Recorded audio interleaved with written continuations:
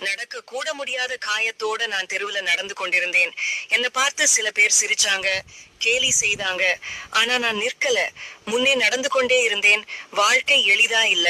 பாத்திரம் தொடைஞ்சேன், சுமை தூக்கினேன், கண்ணு கலங்கியும் வேலை பண்ணினேன்.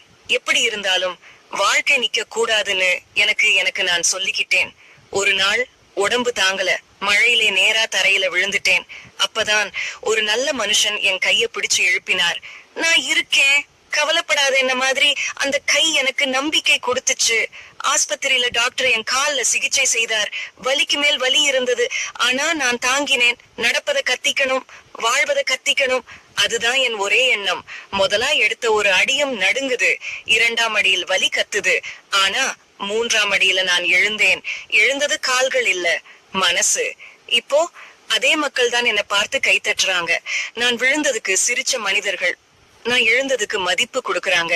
வாழ்க்கை என்ன கற்றுத்துச்சுன்னா, விழுந்தாலும் சரி, வலித்தாலும் சரி, நீ எழுந்து நிற்றணும். இதயத்தை காப்பாத்து.